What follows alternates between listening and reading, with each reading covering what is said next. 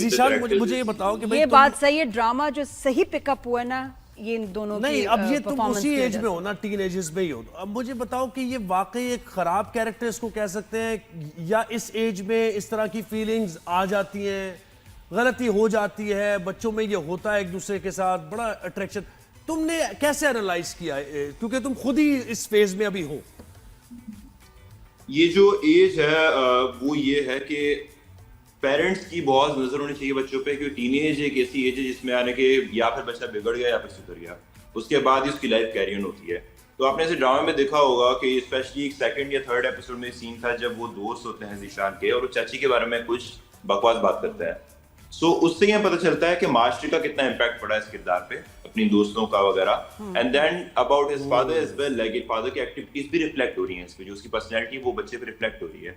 सो इसको जितनी यानी कि इसकी बुराई इसको कभी नहीं बताई गई, इसकी अच्छाई इसको बताई गई, गुड गुड गुड गुड, लेकिन बैड जो था वो नहीं बताया गया कि you bad in that, bad in that, bad in that. तो वो अगर आई बिलीव के लड़का हो या लड़की, आपको उनके साथ प्रॉपर बात करनी चाहिए, कम्युनिकेशन गैप नहीं होना चाहिए। हाँ, जो कम्युनिकेशन गैप बिल्कुल पेरेंट्स में होना चाहिए, communication gap I guess siblings में, आपके फ्रेंड्स में भी नहीं होना चाहिए, क्योंकि काफी चीजें जो शायद पेरेंट्स को अब नहीं शेयर कर सकते, वो उनके थ्रू आप बताते और फैमिलीज को कॉन्शियस रहना चाहिए कि ऐसा हो सकता है।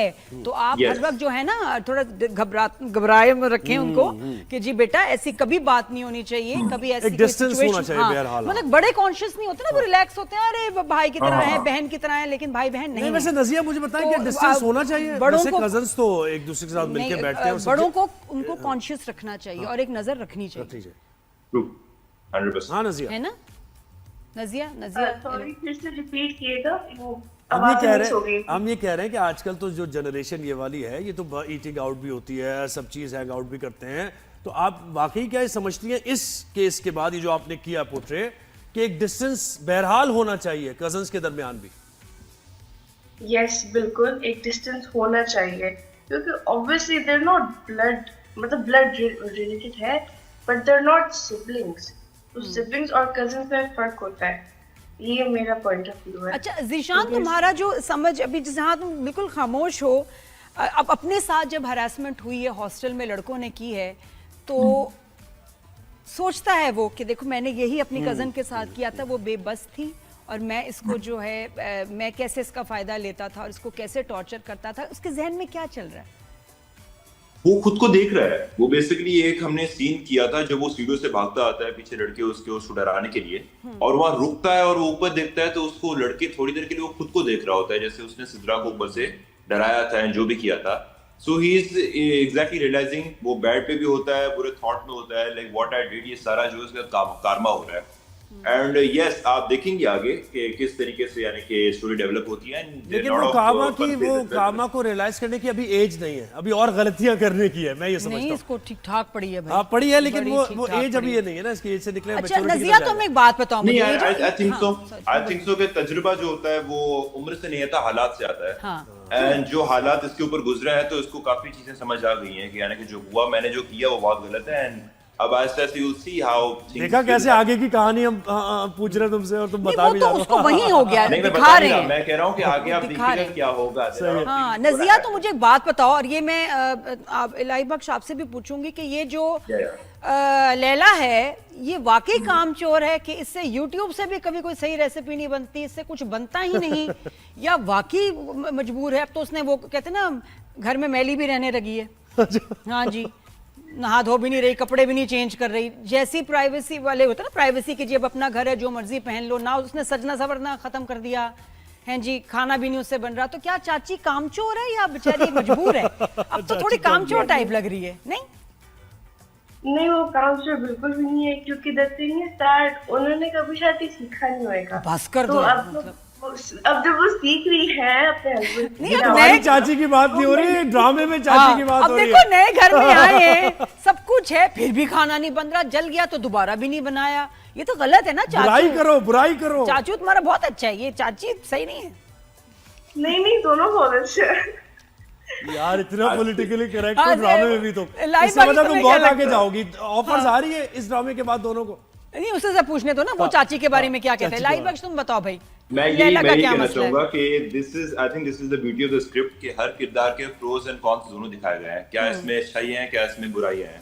तो यस, यानी कि कभी ऐसा नहीं होता कि एक किरदार कंप्लीटली ग्रीन फ्लैग हो, उसके अंदर भी कुछ ना कुछ चीजें होती हैं जो बाद में प्रॉब्लम्स क्रिएट करती है। एंड यस, चाची की अपब्रिंगिंग ऐसी थी कि she was raised like a princess in a house, और अब उसको प्रॉब्लम्स हो रही हैं, उसको फेस आ रही है कि married life and the single life is complete different thing. And she is not a bad character, she wants to learn, but yes वो है चीज जो उसने कभी की नहीं है, तो उसको थोड़ी उसमें प्रॉब्लम आ रही है। उसको फोकस का प्रॉब्लम है थोड़ा सा ना, फोकस नहीं, खाना जल जाता है, हर चीज जल जाती है, तो फोकस का मसला है। But how do you balance education, पढ़ाई? लाइबक्श, आप बेटा बताओ क्या पढ़ रहे हो? और क्योंकि मुझे पता है ना ड्रामे में टाइम बहुत लगता है, कैसे इसको बैलेंस करते हो? जी नादिया जी, मैंने एक्चुअली अभी मैंने कंप्लीट की थी अपनी नापा से। अच्छा, नापा से पढ़े हो? जी नापा से मैंने थिएटर किया, मैंने वहां से, एंड मेरी डिप्लोमा अभी मुकम्मल हुआ था वहां से। और साथ ही फिर मुझे यानी कि अभी हुआ है 2024 के मिड में, और मुझे इसकी ऑफर आ गई थी एंड आई केम टू। ये तो तुम जितनी छुट्टियां करोगे तुम्हें उतने नंबर मिलने हैं, है ना? ये नहीं, तो पढ़ी आपको वो, ये तो पढ़ी छुट्टियां वही हैं, रहा है। मेरा कंप्लीट हो गया है, तो I am just focused with the industry now. अरे wonderful। अच्छा, ये जो अब्बा का कैरेक्टर है, घर के सरबराह का जो कैरेक्टर है, अभी इस एज में क्या समझते हो, ऐसा होना चाहिए, ये माइंडसेट होना चाहिए, अच्छा है या बुरा है? या ये कि उसके बारे में जॉइंट क्या फैमिली feeling है? सिस्टम के बारे में आप कि वो पूछ रहे कहते हैं हैं ना? सब साथ रहे, हाँ। जब तक मैं हूँ सब साथ रहे। डज इट वर्क या not? Well, I don't think so. I don't think so it works. क्योंकि just because I grew up in a joint family as well. And जब मैं छोटा था तो मेरे दादा का इंतकाल हो गया था। My father often says कि ऐसा होना चाहिए था कि उस वक्त में ही, यानी कि चीजें अगर जब बड़ों के होते हुए चीजें मैनेज हो जाती हैं, बैलेंस हो जाती हैं ना, तो फिर बच्चों को या आने वाली जनरेशन को भी प्रॉब्लम फेस नहीं आती। एंड जो दादा का किरदार है वो मतलब एक तरीके से वो ये भी सही कह रहे हैं कि मतलब कि उन्होंने जिस तरीके से घर बनाया है इस एट दिस स्टेज वो चाहते हैं उनके बच्चे उनके साथ हो, लेकिन वो एक सेल्फिश थॉट है। मैं कहना चाहूंगा अगर वो सबको अपनी अपनी लाइफ को प्रायोरिटाइज करने का मौका दें और आप अपने तरीके से जिंदगी जिए, अपने जीते हुए अगर ये कर दे, तो शायद उनके जाने के बाद कभी ये प्रॉब्लम नहीं आएगी, आपस में इख्तिलाफ नहीं बढ़ेंगे, बल्कि मोहब्बत बढ़ेगी। नज़िया बेटा आप बताओ। वेल आई थिंक एक चीज मतलब अगर जो नहीं है तो you shouldn't really forcefully try to कि वो साथ ही रहे। And honestly I think joint family में प्रोज भी होता है, कॉन्स भी होता है, लेकिन जब आप कॉन्स देखो तो आप उसी वक्त अंडरस्टैंडिंग कर लो ताकि आगे जाके और बड़े मसले ना बने आपके लिए। नहीं, लेकिन अगर तुम्हें दो ऑप्शन मिले, जॉइंट फैमिली या फिर तो हाँ, जब तुम्हारी शादी हो हाँ। तो क्या चाहोगे, जॉइंट फैमिली में रहो सबके साथ मिलके या अलग से मियाँ के साथ?